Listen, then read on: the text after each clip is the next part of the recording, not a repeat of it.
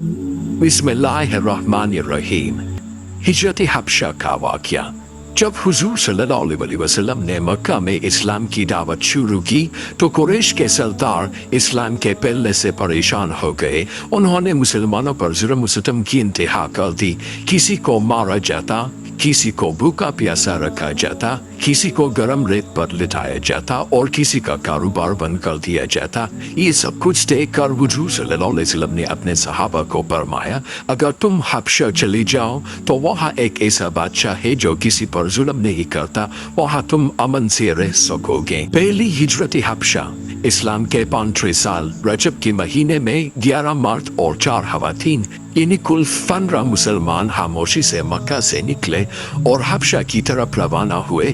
ان کے سردار حضرت عثمان بن عفان رضی اللہ عنہ تھے اور ان کے ساتھ ان کی اہلیہ حضرت رقیہ بنت رسول صلی اللہ علیہ وسلم بھی تھی۔ یہ مسلمان بحری جہاز کے ذریعے حبشہ پہنچے۔ وہاں کے بادشاہ کو نجاشی کہا جاتا تھا۔ اس نے مسلمانوں کو خوش آمدید کہا اور پناہ دے دی۔ دوسری ہجرت حبشہ۔ پہلی ہجرت حبشہ کے کچھ عرصے بعد جھوٹی خبر پھیلی کہ قریش اسلام قبول کر چکے ہیں تو کچھ مسلمان واپس مکہ آ گئے، لیکن حقیقت برعکس نکلی، ظلم اور بھی بڑھ گیا۔ اب کی بار زیادہ تعداد میں مسلمان ہجرت کے لیے نکلے۔ اس مرتبہ 83 مرد اور 18 خواتین، تقریباً 101 مسلمان حبشہ پہنچے۔ ان میں حضرت جعفر طیار رضی اللہ عنہ یعنی حضرت علی رضی اللہ عنہ کے بھائی بھی شامل تھے جو ان سب کے قائد بنے۔ قریش نے یہ منظر دیکھا تو بہت ناراض ہوئے۔ انہوں نے عمرو بن عاص جو اس وقت اسلام نہیں لائے تھے اور ایک اور شخص کو قیمتی تحفے دے کر نجاشی کے دربار میں بھیجا۔ انہوں نے نجاشی سے کہا، یہ لوگ اپنے مذہب کو چھوڑ کر نیا دین لے آئے ہیں، نہ یہ ہمارے دین پر ہے اور نہ آپ کے دین پر۔ آپ انہیں ہمارے حوالے کر دے تاکہ ہم مکہ واپس لے جائیں۔